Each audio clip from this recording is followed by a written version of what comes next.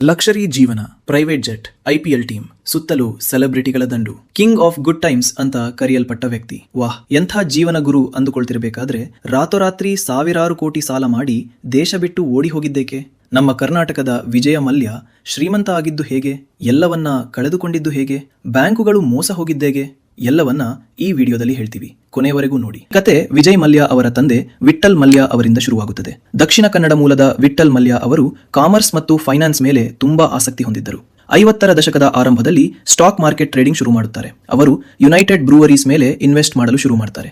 ಬ್ರಿಟಿಷರು ತಮ್ಮ ಸೈನಿಕರಿಗೆ ಮದ್ಯ ಒದಗಿಸಲು ಭಾರತದಲ್ಲಿ ಸುಮಾರು ಮದ್ಯ ತಯಾರಿಕಾ ಘಟಕಗಳನ್ನು ಸ್ಥಾಪಿಸಿದ್ದರು ಮತ್ತು 1915ರಲ್ಲಿ ಅವುಗಳನ್ನು ಒಂದಾಗಿ ಸೇರಿಸಿ ಯುನೈಟೆಡ್ ಬ್ರೂವರೀಸ್ ಅಂದರೆ ಇವತ್ತಿನ ಯುಬಿ ಗ್ರೂಪ್ ಅನ್ನ ರಚಿಸಲಾಯಿತು. 1946ರಲ್ಲಿ ವಿಠ್ಠಲ್ ಮಲ್ಯ ಯುಬಿ ಕಂಪನಿಯ ಷೇರುಗಳನ್ನು ಖರೀದಿಸಲು ಆರಂಭಿಸಿದರು ಮತ್ತು ಕೇವಲ 2 ವರ್ಷಗಳಲ್ಲಿ 24 ವರ್ಷದ ವಯಸ್ಸಿನಲ್ಲಿ ಅವರು ಯುಬಿ ಕಂಪನಿಯ ಚೇರ್ಮನ್ ಆಗುತ್ತಾರೆ.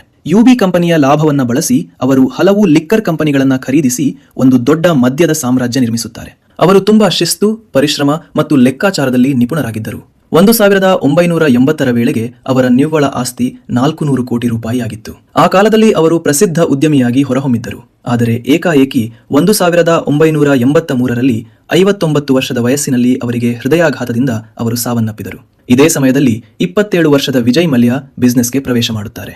1955ರಲ್ಲಿ ಜನಿಸಿದ ವಿಜಯ್ ಮಲ್ಯ ತಮ್ಮ ತಂದೆಯ ಏಕೈಕ ಮಗನಾಗಿದ್ದರು. ಬಾಲ್ಯದಿಂದಲೇ ಬೆಂಗಳೂರಿನಲ್ಲಿ ಐಷಾರಾಮಿ ಜೀವನ ನಡೆಸುತ್ತಿದ್ದರು. ಅಮೆರಿಕಾದಲ್ಲಿ ಉನ್ನತ ಶಿಕ್ಷಣವನ್ನು ಮುಗಿಸುತ್ತಾರೆ. ಸ್ವಭಾವದಲ್ಲಿ ವಿಜಯ್ ಮಲ್ಯ ತಮ್ಮ ತಂದೆಗೆ ಸಂಪೂರ್ಣ ವಿರುದ್ಧವಾಗಿದ್ದರು. ಆ ಕಾಲದಲ್ಲೇ ವಿಜಯ್ ಮಲ್ಯ ಪಾರ್ಟಿ ಆನಿಮಲ್ ಎಂಬ ಇಮೇಜ್ ಹೊಂದಿದ್ದರು. ಯುಬಿ ಗ್ರೂಪ್ನ ಹಲವಾರು ಹಿರಿಯ ಮ್ಯಾನೇಜರ್ಗಳು ಅವರ ನಾಯಕತ್ವದ ಮೇಲೆ ವಿಶ್ವಾಸ ಇಟ್ಟಿರಲಿಲ್ಲ.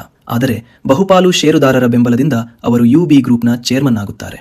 ಯುನೈಟೆಡ್ ಬ್ರೂವರೀಸ್ ಅನ್ನು ನಿರ್ವಹಿಸುವ ಜೊತೆಗೆ ಅವರು hotel, food industry, manufacturing, chemicals, software, soft drinks ಸೇರಿದಂತೆ ಹಲವಾರು ಕ್ಷೇತ್ರಗಳಲ್ಲಿ ಇನ್ವೆಸ್ಟ್ ಮಾಡಲು ಪ್ರಯತ್ನಿಸುತ್ತಾರೆ. ಆದರೆ ಈ ವ್ಯವಹಾರಗಳಲ್ಲಿ ಹೆಚ್ಚಿನವು ವಿಫಲವಾಗುತ್ತವೆ.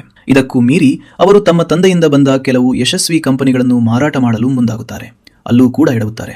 ಉದಾಹರಣೆಗೆ ಬರ್ಗರ್ ಪೇಂಟ್ಸ್ ಅನ್ನು ಸುಮಾರು 40 ಕೋಟಿ ರೂಪಾಯಿಗೆ ಮಾರುತ್ತಾರೆ. ಆದರೆ ಇಂದು ಬರ್ಗರ್ ಪೇಂಟ್ಸ್ ಮೌಲ್ಯ 50,000 ಕೋಟಿ ರೂಪಾಯಿಗಿಂತ ಹೆಚ್ಚು ಇದೆ. ಈ ಎಲ್ಲಾ ವಿಫಲತೆಗಳ ನಂತರ ವಿಜಯ್ ಮಲ್ಯ ಮತ್ತೆ ಯುನೈಟೆಡ್ ಬ್ರೂವರೀಸ್ ಕಡೆ ಗಮನ ಹರಿಸಿ ತಮ್ಮ ತಂದೆ ಆರಂಭಿಸಿದ ಬ್ರ್ಯಾಂಡ್ಗಳನ್ನು ರೀಬ್ರ್ಯಾಂಡ್ ಮಾಡಲು ಶುರು ಮಾಡುತ್ತಾರೆ. 1987ರಲ್ಲಿ ಅವರ ತಂದೆ ಕಿಂಗ್ ಫಿಶರ್ ಬಿಯರ್ ಬ್ರ್ಯಾಂಡ್ ಅನ್ನು ಪ್ರಾರಂಭಿಸಿದರು. ವಿಜಯ್ ಅದನ್ನು ಸಂಪೂರ್ಣವಾಗಿ ರೀಬ್ರ್ಯಾಂಡ್ ಮಾಡುತ್ತಾರೆ. ಲೋಗೋ, ಬಾಟಲ್ ಡಿಸೈನ್ ಮತ್ತು ಲೇಬಲ್ ಅನ್ನು ಬದಲಾಯಿಸಿ ಅದನ್ನು ಹೆಚ್ಚು ಕಲರ್ಫುಲ್ ಮತ್ತು ಅಟ್ರಾಕ್ಟಿವ್ ಆಗಿ ಮಾಡುತ್ತಾರೆ. ಅದರ slogan the king of good times ಆಗಿ ಪ್ರಮೋಟ್ ಮಾಡುತ್ತಾರೆ. ಇದು ಯುವಕರನ್ನು ಹೆಚ್ಚು ಆಕರ್ಷಿತರನ್ನಾಗಿ ಮಾಡುತ್ತೆ. ಅದೇ ಸಮಯದಲ್ಲಿ ಬೆಂಗಳೂರಿನಲ್ಲಿ ಪಬ್ ಕಲ್ಚರ್ ಬೆಳೆಯುತ್ತಿತ್ತು. Vijay Mallya Kingfisher beer ಅನ್ನು ಎಲ್ಲೆಡೆ ಪ್ರಚಾರ ಮಾಡುತ್ತಾರೆ. ಸ್ಪೋರ್ಟ್ಸ್ ಇವೆಂಟ್ಗಳು, ಫ್ಯಾಷನ್ ಶೋಗಳು ಮತ್ತು ಸೆಲೆಬ್ರಿಟಿಗಳ ಮೂಲಕ ಜಾಹೀರಾತು ಮಾಡಿಸುತ್ತಾರೆ. ಇದರ ಫಲವಾಗಿ ಕಿಂಗ್ ಫಿಶರ್ ಕೇವಲ ಬಿಯರ್ ಬ್ರ್ಯಾಂಡ್ ಅಲ್ಲ, ಒಂದು ಲೈಫ್ ಸ್ಟೈಲ್ ಬ್ರ್ಯಾಂಡ್ ಆಗಿ ರೂಪುಗೊಳ್ಳುತ್ತದೆ. ಸೆಲೆಬ್ರೇಷನ್ ಮತ್ತು ಎಂಜಾಯ್ಮೆಂಟ್ ನ ಸಿಂಬಲ್ ಆಗಿ ಮಾರ್ಪಟ್ಟಿತು. ಅವರ ಬಳಿ ಈಗಾಗಲೇ ಮ್ಯಾಕ್ಡೋಗಲ್ಸ್ ನಂಬರ್ 1 ಮತ್ತು ಬ್ಯಾಕ್ ಪೈಪರ್ ಎಂಬ ಬಲವಾದ ವಿಸ್ಕಿ ಬ್ರ್ಯಾಂಡ್ಗಳು ಇದ್ದವು. ನಂತರ ಅವರು ರಾಯಲ್ ಚಾಲೆಂಜ್, ಬ್ಲ್ಯಾಕ್ ಡಾಗ್ ಮತ್ತು ಆಂಟಿಕ್ವಿಟಿ ಸೇರಿದಂತೆ ಹಲವಾರು ಬ್ರ್ಯಾಂಡ್ಗಳನ್ನು ಸೇರಿಸಿಕೊಂಡರು. ಬ್ರ್ಯಾಂಡಿ, ರಮ್, ಜಿನ್, ವೋಡ್ಕಾ ಮತ್ತು ವೈನ್ಗಳಲ್ಲಿಯೂ ಅವರು ವಿಸ್ತರಣೆ ಮಾಡಲು ಮುಂದಾಗುತ್ತಾರೆ. ಅವರ ಮಾರ್ಕೆಟಿಂಗ್ ಸ್ಟ್ರಾಟಜಿ ಅಸಾಧಾರಣವಾಗಿತ್ತು ಮತ್ತು ಅದೇ ಅವರ ಶಕ್ತಿ ಕೂಡ ಆಗಿತ್ತು. 2004ರ ವೇಳೆಗೆ ಯುನೈಟೆಡ್ ಬ್ರೂವರೀಸ್ ವಿಶ್ವದ 4ನೇ ಅತಿದೊಡ್ಡ ಲಿಕ್ಕರ್ ಕಂಪನಿಯಾಗಿ ಬೆಳೆಯುತ್ತೆ.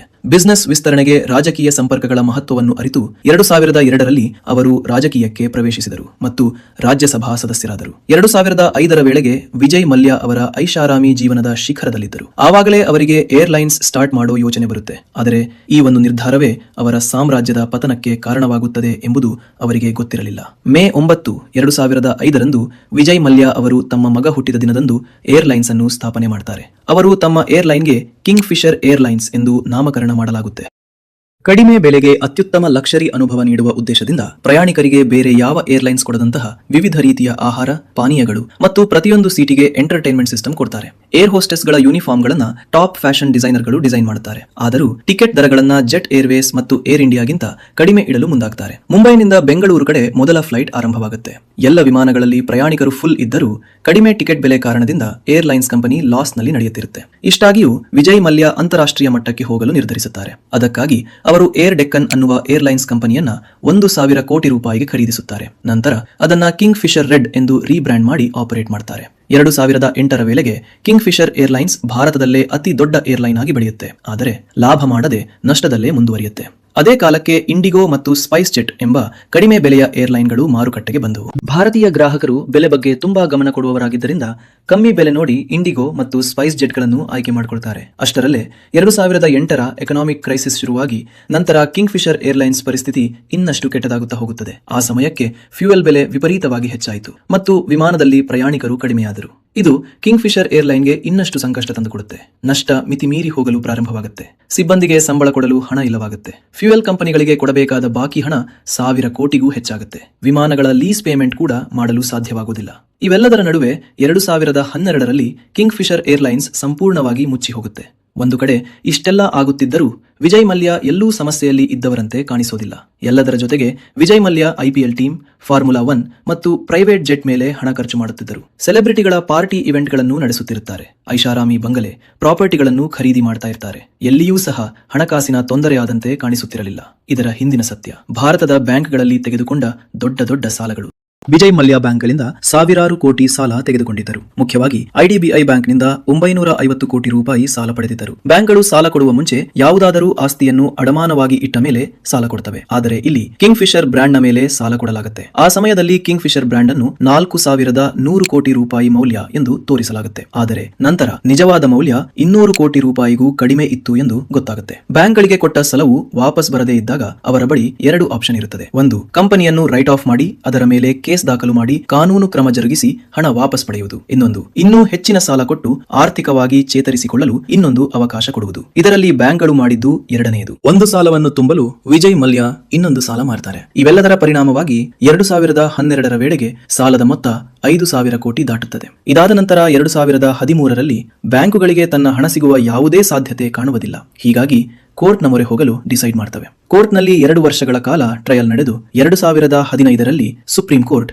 ಮಲ್ಯ ಅವರನ್ನು ವಿಲ್ಫುಲ್ ಡಿಫಾಲ್ಟರ್ ಎಂದು ಘೋಷಿಸಿತು. ಅಂದರೆ ಹಣವಿದ್ದು ಕೂಡ ಸಾಲವನ್ನು ತುಂಬದವ ಎಂಬ ಅರ್ಥ. CBI ತನಿಖೆಯಲ್ಲಿ ಅವರು ಸಾಲದ ಹಣವನ್ನು ಕಂಪನಿಯ ಬೆಳವಣಿಗೆಗೆ ಬಳಸದೆ ಆಸ್ತಿ ಖರೀದಿಗೆ, ಪರ್ಸನಲ್ ಇಂಟ್ರೆಸ್ಟ್ಗೆ ಮತ್ತು ವಿದೇಶಕ್ಕೆ ಕಳುಹಿಸಿದ್ದನ್ನು ಪತ್ತೆ ಹಚ್ಚಲಾಯಿತು. ಇಷ್ಟೆಲ್ಲಾ ನಡೆಯುತ್ತಿದ್ದರೂ ವಿಜಯ್ ಮಲ್ಯ 2015ರ ಡಿಸೆಂಬರ್ನಲ್ಲಿ 2 ಮಿಲಿಯನ್ ರೂಪಾಯಿ ಖರ್ಚು ಮಾಡಿ ಗೋವಾದಲ್ಲಿ ತಮ್ಮ 60ನೇ ವರ್ಷದ ಹುಟ್ಟುಹಬ್ಬವನ್ನು ವಿಜೃಂಭಣೆಯಿಂದ ಆಚರಿಸಿಕೊಳ್ತಾರೆ. ಆ ಪಾರ್ಟಿಯ ಹೆಸರು ಮದರ್ ಆಫ್ ಆಲ್ ಬ್ಯಾಷಸ್ ಅಂತ ಇಡಲಾಗತ್ತೆ. ಇದು ಎಲ್ಲರ ಕಂಗೆಣ್ಣಿಗೆ ಗುರಿಯಾಗತ್ತೆ. ಇದಾದ 2 ತಿಂಗಳ ನಂತರ ಮಾರ್ಚ್ 2, 2016ರಂದು ಡೆಲ್ಲಿ ಟು ಲಂಡನ್ ಫ್ಲೈಟ್ ಅನ್ನು ಹತ್ತುತ್ತಾರೆ. ಆ ದಿನ ಅವರು 8 ದೊಡ್ಡ ಲಗೇಜ್ ಬ್ಯಾಗ್ಗಳನ್ನು ತಮ್ಮ ಜೊತೆ ಕ್ಯಾರಿ ಮಾಡಿರ್ತಾರೆ. ಅದೇ ಕೊನೆ. ನಂತರ ಅವರು ಭಾರತಕ್ಕೆ ಮರಳಲೇ ಇಲ್ಲ. ಬರೋಬ್ಬರಿ 9,000 ಕೋಟಿ ಸಾಲವನ್ನು ಬಿಟ್ಟು ಹೋಗ್ತಾರೆ. ಇದರ ನಂತರ ಅವರು ಲಂಡನ್ನಲ್ಲಿ ಲಕ್ಷರಿ ಜೀವನ ನಡೆಸಲು ಪ್ರಯತ್ನ ಪಡ್ತಾರೆ. ಭಾರತ ಸರ್ಕಾರ ಅವರನ್ನು ಭಾರತಕ್ಕೆ ಪುನಃ ಕರೆತರಲು ಪ್ರಯತ್ನಿಸುತ್ತಾರೆ. ಆದರೆ UK ಕೋರ್ಟ್ನಲ್ಲಿ ಅವರ ಟ್ರಯಲ್ಸ್ ನಡೆಯುತ್ತಿರುವ ಕಾರಣ ಅವರು ಲಂಡನ್ನಲ್ಲಿ ಉಳಿದುಕೊಳ್ಳಲು ಅವಕಾಶ ಸಿಗುತ್ತೆ. ಅದರ ನಂತರ ಬ್ಯಾಂಕ್ಗಳು ಮತ್ತು ಭಾರತ ಸರ್ಕಾರ ಸೇರಿ ವಿಜಯ್ ಮಲ್ಯ ಅವರಿಗೆ ಸೇರಿದ ಆಸ್ತಿಗಳನ್ನು ಮಾರಿ 14,000 ಕೋಟಿ ರೂಪಾಯಿ ವಸೂಲಿ ಮಾಡುತ್ತಾರೆ.